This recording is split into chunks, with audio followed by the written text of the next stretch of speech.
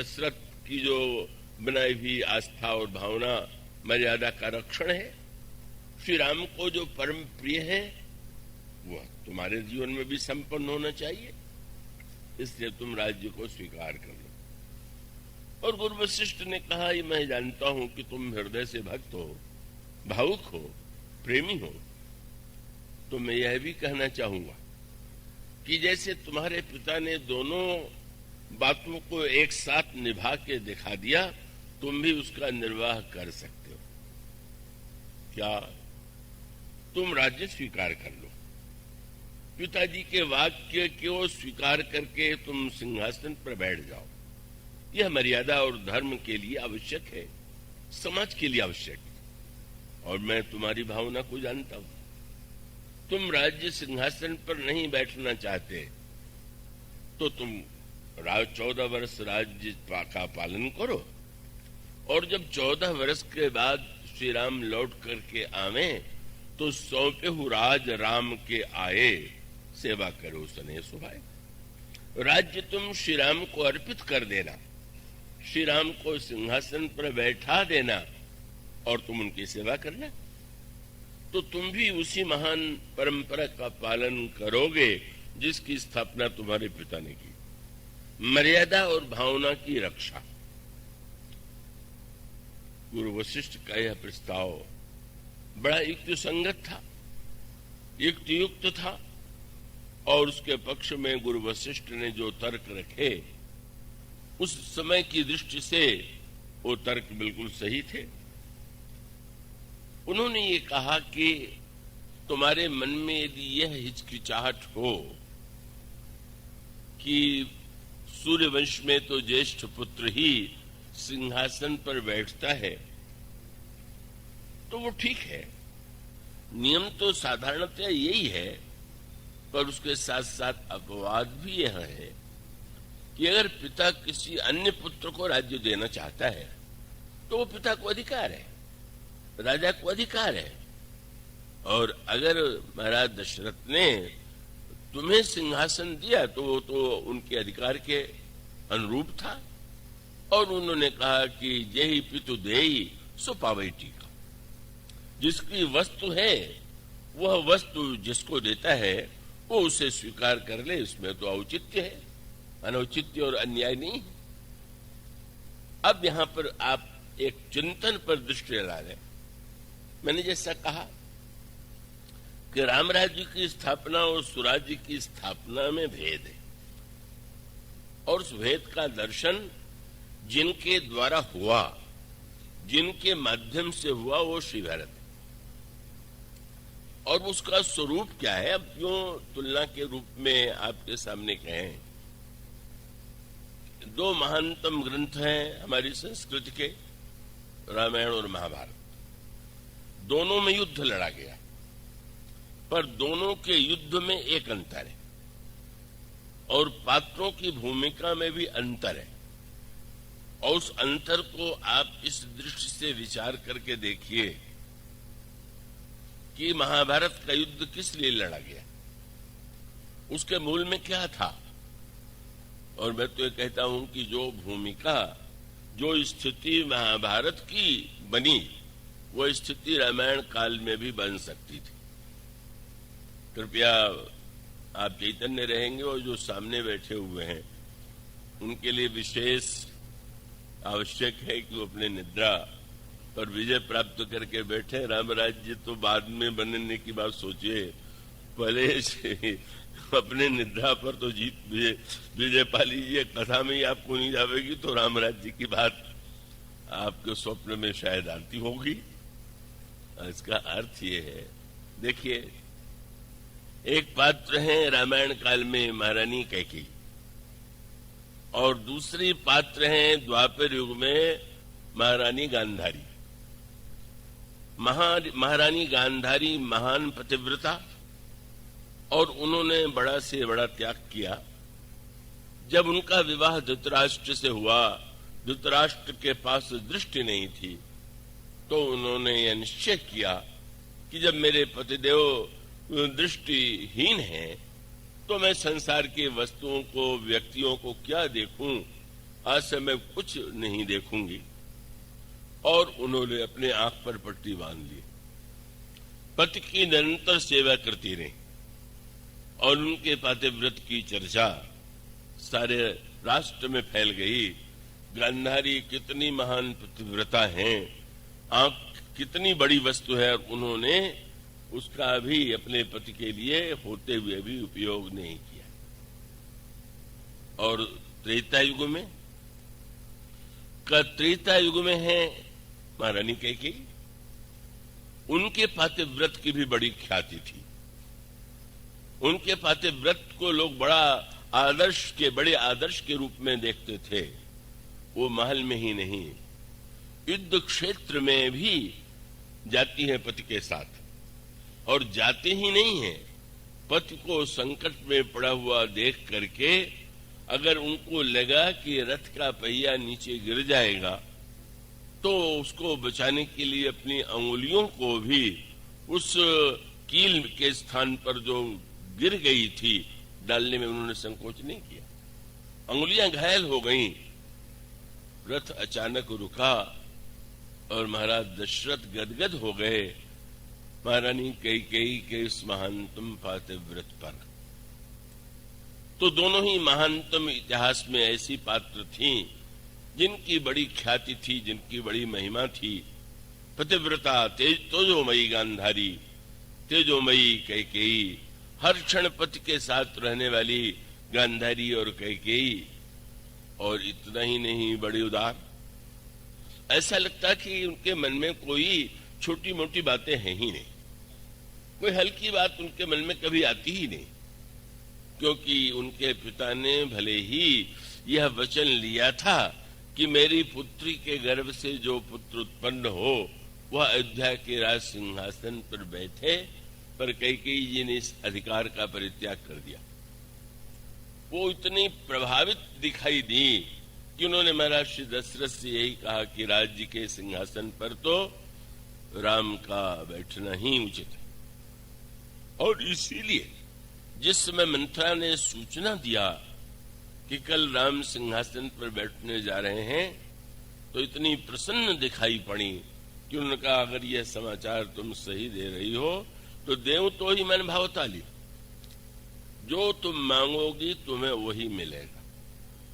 इतनी उदार कैकेयी, चारों ओर अपने पराये का भेद नहीं है, और वो राम को राज्य दिलाने के लिए प्रस्तुत हैं। और महाराज श्री दशरथ तो जब महारानी कैकेयी के पास समाचार लेकर के गए और उन्होंने सुना कि वो कोप भवन में है, तो जाते ही उन्होंने क्या कहा, क्या हो गया है आपको?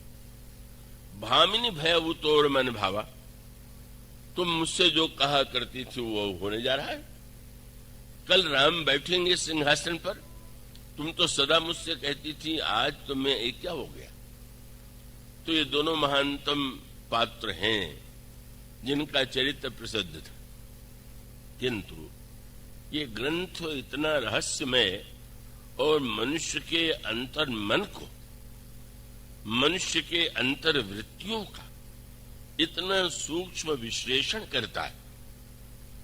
और उस विश्लेषण की सार्थकता ये नहीं है कि आप उस विश्लेषण को सुन करके उसका प्रयोग दूसरों के लिए करने लगिए। उसकी सार्थकता तब है कि जब वह विश्लेषण हमें अपने आप को समझने और देखने की दृष्टि दे। और यह बड़े महत्व का सूत्र है। राम राज्य की स्थापना की बात यदि आज हम करते हैं तो यह बताते हैं कि दूसरों में क्या कमी है और दूसरों को क्या करना चाहिए। और राम राज्य की स्थापना के मूल में तो ये दर्शन ही नहीं है। दूसरों में क्या कमी है और कैसे उन्हें करना चाहिए, ये बात बाद में सोचिएगा। हम में क्या कमी है और हमें क्या करना चाहिए, पहले ये सोचना। जब हम सारी दृष्टि केवल दूसरों की कमी ढूंढने में लगा दें और अपनी विशेषताओं का गुणगान करने में लगा लें, तो मानो वह जो राम राज्य का दर्शन है उससे हम सर्वथा दूर चले गए, चिंतन से दूर चले गए। गोस्वामी जी यह बताना चाहते हैं कि अच्छे और बुरे व्यक्ति की परिभाषा करना इतना सरल नहीं, क्योंकि एक व्यक्ति है, उसे हम आज देख रहे हैं, पर वो जैसा दिखाई दे रहा है उतना ही नहीं है उसके हृदय में, उसके मन में। और हम तो पुनर्जन्मवादी हैं, जन्म जन्मांतर पर विश्वास करते हैं। वो व्यक्ति आया हुआ है नए शरीर में, पर पूर्व जन्मों के न जाने कितने संस्कार, न जाने कितनी कामनाएं, न जाने कितनी इच्छाएं लेकर के आया हुआ है। और आज वह जो दिखाई दे रहा है, हो सकता है कल वह वैसा न दिखाई दे। उसके भीतर जो कुछ है का वो कहां से का उसे आगे दूसरे रूप में बदल देता है। आप इस पर विचार कीजिए। हम लोग अपने जीवन पर विचार करें। हम लोग अपने आप को बड़ी सरलता से श्रेष्ठता का प्रमाण पत्र दे देते, पर ये बताने के लिए गांधारी महान थी, पर कहीं कोई कमी थी कि नहीं। महारानी कैकेयी महान थी, पर उनमें कमी थी कि नहीं।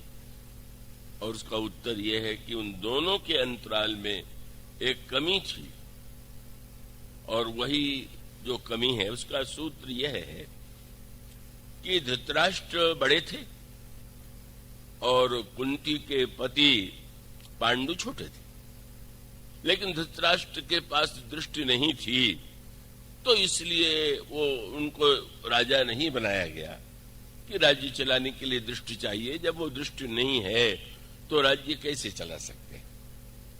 पांडु राजा बने।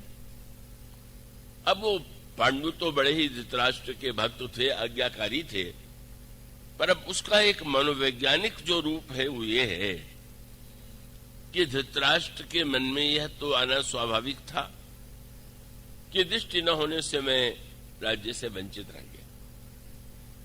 और गांधारी के जीवन में भी वह बात तब सामने आई जब अचानक से यह समाचार मिला कि महारानी कुंती गर्भवती हो गई हैं और उधर महारानी गांधारी भी गर्भवती, दोनों गर्भवती हैं। और तब महान होते हुए भी जो एक होती है बात, और इससे कोई आज के युग में तो उससे क्या कह सकते हैं, कोई ऐसी बात नहीं कि जो अस्वाभाविक है। उनको ये लगा कि अगर मेरे गर्भ से पुत्र का पहले जन्म हो जाए, तो हमारे पति राज्य से वंचित रहे थे, लेकिन स्वाभाविक रूप से का वो जब ज्येष्ठ पुत्र के रूप में होंगे तो सिंहासन पर बैठ जाएंगे, और मेरे पतिदेव राज्य से वंचित रहे तो मेरा पुत्र तो सिंहासन पा सकेगा। यह स्वाभाविक बात नहीं है। अच्छे से अच्छे व्यक्ति भी ऐसा सोचते हैं, चाहते हैं, पर कुछ विचित्र था। प्रारब्ध कहिए जो घटित होने वाला था। गांधारी को यह पता चला कि कुंती के गर्भ से पुत्र का जन्म हो गया, और तब इतना क्षोभ हुआ, इतना दुख हुआ, इतना कष्ट हुआ, लेकिन स्वाभाविक रूप से उन्होंने और किसी के स्थान पर क्रोध में आकर के अपने ही पेट पर मुक्के से प्रहार किया। उनको लगा कि क्या पुत्र होगा वो पेट में जो इतना देर लगा रहा है आने में, मेरे साथ मेरी जो इतनी इच्छा है वो इच्छा पूरी नहीं हो पाएगी। और उसका मूल तात्पर्य ये है, रामराज्य की समस्या इसलिए बड़ी जटिल है कि अच्छा से अच्छा व्यक्ति होगा तो उसमें कोई न कोई इच्छा तो होगी। यह दावा करने वाले तो बहुत से लोग हैं कि मुझे कोई इच्छा नहीं, ऐसा कहने वाले तो अनेक मिल जाते हैं, मुझ में कोई स्वार्थ नहीं। पर ऐसा व्यक्ति क्या हो सकता है, क्या होता है क्या? और उसका उत्तर है कि अपवाद के रूप में हो सकता है। व्यक्ति है तो व्यक्ति के जीवन में का वो कामना कितनी बड़ी है, कितनी छोटी है, और उस कामना की पूर्ति के लिए वो क्या कर सकता है, कहां तक जा सकता है, इसमें भिन्नता है। और तब एक कामना वह है कि जहां पर व्यक्ति दूसरे के अधिकार को हड़पना चाहे, और एक कामना वह है कि जहां पर व्यक्ति सोचता है कि जो नहीं हुआ अब होना चाहिए। और उसके बाद फिर वो कथा आती है किस तरह से वो जो पुत्र हुए वो मृत जैसे थे, अनेक थे, उसकी बड़ी सांकेतिक भाषा महाभारत में आती है। और 100 पुत्रों के रूप में गांधारी ने 100 पुत्रों को जन्म दिया। कुंती के द्वारा तो पुत्र हुए, 3 पुत्र हुए, और दूसरी जो उनकी महाराज पांडु की पत्नी थी उनके द्वारा 2 पुत्र, यहाँ 5 और वहां 7।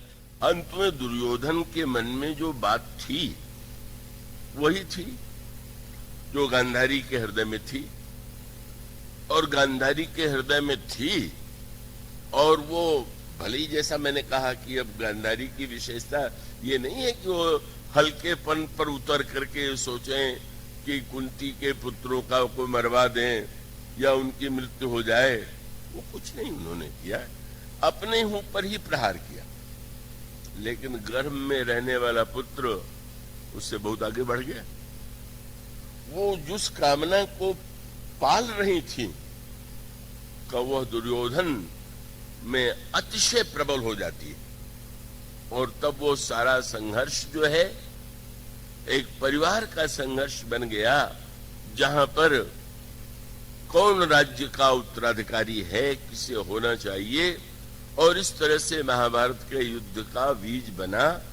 और दुर्योधन ने उसके लिए सारे अनुचित से अनुचित मार्गों का अवलंबन लिया। महारानी गांधारी ने बार बार उसको रोका क्योंकि उनका चरित्र विचारपूर्ण है। लेकिन इतना होते हुए भी उनकी दुर्बलता का एक रूप और सामने आया जब वो युद्ध समाप्त होने वाला था। और एक वह था जो कि उनके गर्भ में मन में था। और यहां क्या है, महारानी कैकेयी के द्वारा जो अभिलाषा है वही उनके पिता के मन से आई हुई है। पिता कैकेयी ने वचन लिया है कि मेरे पुत्र को ही राज्य मिलना चाहिए। मानो मूल चिंतन तो बहुत स्वाभाविक है। आप में से, हम में से प्रत्येक व्यक्ति चाहता है मेरा पुत्र उन्नति करे, मेरा परिवार उन्नति करे, आगे बढ़े। तो यह चिंतन तो बड़ा स्वाभाविक है। कैकेयी को के गर्भ से जो पुत्र हो वह सिंहासन पर बैठे, यह वचन लिया महाराज कैकेयी ने। लेकिन ऐसा लगा कि कैकेयी जी जैसे उसको बिल्कुल भुला चुकी, अब वो इच्छा नहीं रह गई। पर ये नहीं था। आप किसी वस्तु को डाल दीजिए तो कब किस समय वो वस्तु भीतर से बाहर आ जाएगी इसका पता लगाना बड़ा कठिन। तो रामायण और महाभारत में क्या अंतर है? गांधारी और कैकेयी में अंतर इतना ही है कि गांधारी का पुत्र दुर्योधन है, और त्रेता युग में अंतर है कि महारानी कैकेयी के पुत्र भरत हैं। अगर महारानी कैकेयी के गर्भ से भी दुर्योधन जैसा जन्म ले लेता तो रामायण भी महाभारत बन जाता। और क्या हो सकता था? महाभारत बनने में क्या विलंब था? वहां भी वही संघर्ष हो जाता। राज्य किसे प्राप्त होना चाहिए, राज्य का अधिकारी कौन है? मानो बस अंतर दुर्योधन और भरत में है। अंतर उन दोनों जो पात्र हैं उनके अंतःकरण के संस्कार में वो समानता है। तो ये जो महाभारत का युद्ध है वो एक, उसको धर्म युद्ध कहते हैं। माने अगर किसी के साथ अन्याय हो रहा है तो अन्याय नहीं होना चाहिए, अन्याय नहीं सहना चाहिए। इस शब्द के नाते वह युद्ध हुआ। धर्म क्षेत्रे कुरुक्षेत्रे संवेतायुत्सव ममका पांडवाश्चैव किम कुर्वत संजय। रामायण का जो दर्शन है बस यही तो अंतर है। भला द्वापर युग में कभी राम राज्य बन सकता था, भगवान कृष्ण का राज्य बन सकता था। इसलिए भगवान तो बड़े चतुर निकले, वो सिंहासन पर कभी बैठे ही नहीं। वो बैठाया भी तो उन्होंने का जो कंस के पिता उग्रसेन थे, उग्रसेन ही सिंहासन पर बैठते हैं और आप तो अपने आप को उससे अलग रखते हैं। उसका एकमात्र कारण यह है कि राम राज्य सक्रिय से अधिक विचार की भूमि में स्थापित होता है, चिंतन में स्थापित होता है, और विचार और चिंतन का अंतर ही द्वापर युग का और त्रेता युग का महान अंतर है। द्वापर युग के जो बुरे पात्र हैं उनको तो जाने दीजिए, जो अच्छे पात्र हैं उनके चरित्र को पढ़ करके भी चकित हो जाना पड़ता था कि क्या सचमुच ऐसे भी धर्मात्मा हो सकते थे क्या। युधिष्ठिर उस युग के धर्मराज थे, ये न समझिएगा युधिष्ठिर सार्वकालिक धर्मराज है। तो त्रेता युग की कसौटी पर वो किसी प्रकार से धर्मराज सिद्ध नहीं होंगे, पर वो इस युग के थे। उस युग में उनको धर्मराज की उपाधि प्राप्त थी, और धर्मराज की धर्म संबंधी धारणा क्या थी। दुर्योधन ने अगर जुआ खेलने के लिए आमंत्रण दिया तो वो धर्म की दृष्टि से जुआ खेलने गए। उनकी मान्यता ये थी कि क्षत्रिय को अगर कोई युद्ध के लिए या जुए के लिए ललकारे तो उसे अवश्य उसको स्वीकार करना चाहिए, नहीं तो छात्र धर्म से विमुख हो जाएंगे। इस प्रकार से धर्म की कोई व्याख्या त्रेता युग में बिल्कुल नहीं थी। कोई युद्ध के लिए कहे और लड़ना जरूरी है, कोई जुए के लिए निमंत्रण दे तो जुआ खेलना जरूरी है। जो धर्म इस तरह से जिस युग की व्याख्या हो उस युग में क्या रामराज्य बनेगा। यह तो कल चर्चा चल रही थी, आज तो बहुत अधिक लोग हैं कि वे परशुराम जी महाराज तो श्री राम से यही कहते हैं कि तुम क्षत्रिय हो और क्षत्रिय युद्ध को से भागता नहीं है, तो मैं करु परितोष मोर संग्रामा, तुम युद्ध करो, मुझे संतुष्ट करो। भगवान राम अगर धर्म का वह अर्थ मानते होते कि चुनौती देने पर लड़ना जरूरी है तो खड़े हो जाते, हम आप भी खड़े हो जाते हैं। कोई ललकारे तो कहेंगे अच्छा हम देख लो तुम क्या कर लोगे। परशुराम जी की अपेक्षा श्री राम बहुत अधिक शक्ति संपन्न है, समर्थ है, और परशुराम जी कहते हैं कि तुम युद्ध की चुनौती स्वीकार करो। और वह क्षत्रिय भगवान राम, उनके जिनका क्षत्रिय जात में जन्म हुआ था, उनका उत्तर क्या था।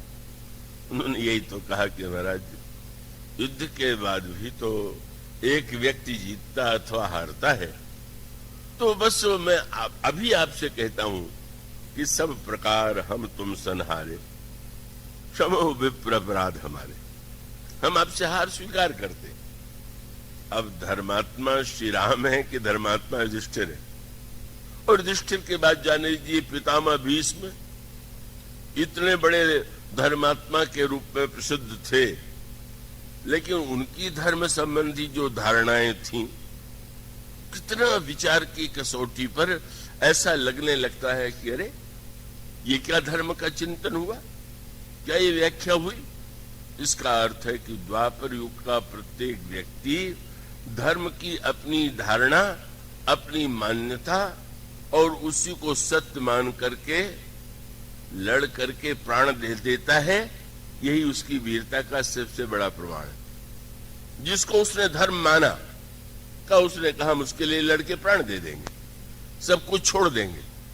और आप कल्पना कीजिए जुआ में जो व्यक्ति राज्य नहीं भाई को और भाई नहीं पत्नी को भी हार सकता है।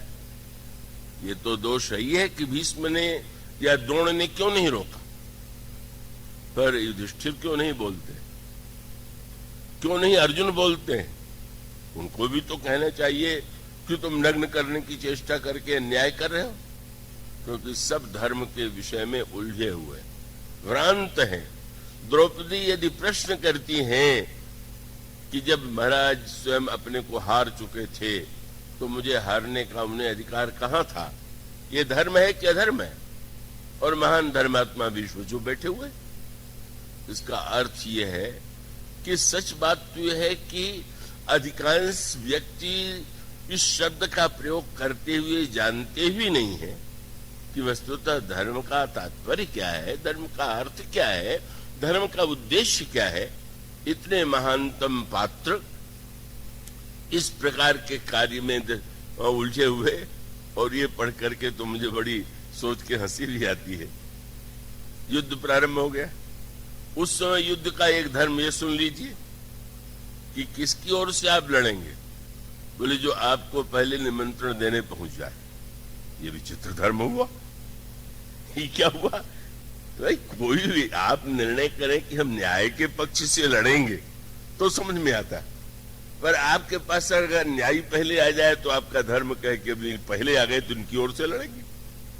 ऐसी व्याख्या थी द्वापर युग के धर्म की, और उस धर्म की व्याख्या का सबसे विचित्र दृष्टांत था महाराज नकुल सहदेव के मामा महाराज शल्य का। शल्य को निमंत्रण मिला युधिष्ठिर की ओर से पहले, तो उन्होंने निर्णय किया कि वो तो हमारे भांजे भी हैं और निमंत्रण भी पहले तो हम चलेंगे। सेना लेकर के चले, और सेना लेकर के चलने के बाद अब लंबी यात्रा थी तो मार्ग में देखा ठहरने का बड़ा सुंदर प्रबंध है, सुख सुविधा है। जो सेवक सामने निकल करके आइए विश्राम कीजिए, रात्रि के बाद सवेरे जाइएगा। रात्रि को ठहरे, सुस्वादु व्यंजन भोजन किया, सोए, और प्रातः काल चलते समय वो रात को भी सोचने लगे कि मेरे भांजे युधिष्ठिर को कितना मेरा ध्यान है कि रास्ते में भी मेरे लिए प्रबंध कर दिया। अब बेचारे युधिष्ठिर उतने प्रबंध की स्थिति में तो थे नहीं। तब सेवकों से जब उन्होंने ये कहा कि मेरे भांजे युधिष्ठिर को मैं भी धन्यवाद दूंगा और तुम लोग भी कहना कि मैं बड़ा ऋणी हूं कि उन्होंने मेरी सुख सुविधा का इतना ध्यान रखा। और तब उन सेवकों ने कहा कि महाराज प्रबंध तो आपके भांजे की ओर से किया गया है, पर वो दुर्योधन महाराज हैं, युधिष्ठिर नहीं। अब महाराज शल्य की धर्म की व्याख्या सुन लीजिए। उनको लगा कि शास्त्र कहता है कि जिसका धान्य खा ले उसकी ओर से लड़े। अब मैंने दुर्योधन का अन्न खा लिया है तो दुर्योधन की ओर से लड़ना मेरा धर्म है। पढ़ करके आज भी आश्चर्य होता है कि ऐसा भी कोई चिंतन हो सकता है क्या? अगर निमंत्रण आया उनकी ओर से तो उनकी ओर से लड़ेंगे, भोजन कर लिया दुर्योधन का तो दुर्योधन की ओर से लड़ेंगे। और उनको दृढ़ विश्वास था कि धर्म ही सबसे बड़ी वस्तु है। युधिष्ठिर कितने भी प्रिय क्यों न हो, पर मैं धर्म का त्याग नहीं कर सकता। पर वो युधिष्ठिर से मिलने गए और यही कहा कि तुम तो बड़े धर्मात्मा हो, मेरे सामने धर्म संकट है, इसलिए मैं तो बाध्य होकर के दुर्योधन की ओर से लड़ूंगा। मैं कभी कभी जब पहली बार मैंने प्रसंग पढ़ा तो इस सोच करके मुझे थोड़ी हंसी भी आई, थोड़ा बुरा भी लगा। मुझे लगा कि अच्छा हुआ रामायण काल में धर्म ऐसी व्याख्या वाला नहीं था, नहीं तो रावण के बाग का फल खाने के बाद हनुमान जी को भी रावण की ओर से लड़ना पड़ता। क्या अरे भाई ठीक है मैं आया था, लेकिन रावण के बाग का फल खा लिया तो अब तो रावण की ओर से लड़ेंगे। सो तो हनुमान जी ने किया नहीं, फल भी खा लिया, बाग भी उजाड़ दिया, जिसने रोका उनको मार भी डाला, पकड़ के बुलाए गए तो नगर को भी जला दिया। तो क्या है इसका अर्थ ये है कि महाभारत काल में धर्म की जो धारणा और व्याख्या थी वो महत्वपूर्ण धार्मिक इसलिए माने गए कि उसके लिए वो बड़ा त्याग करने को तैयार थे, बस इतना का उसको। और उसके साथ जो कथा है वो और भी विचित्र है। कहने लगे युधिष्ठिर मैं लड़ने तो जाऊंगा, पर मेरे मन में तो यह दुख रहेगा कि तुम्हारी ओर से लड़ नहीं पाया, तुम कुछ तो मुझसे वरदान मांग लो। युधिष्ठिर जी ने कहा कि नहीं। भगवान कृष्ण थे वहां विराजमान, कहने लगे कि नहीं, मामा से न मांगने पर इनको लगेगा कि तुम नाराज हो, तो मैं तुम्हारे बदले में इनसे मांग लूं। और कहने लगे कि मैं इनकी ओर से मांगू तो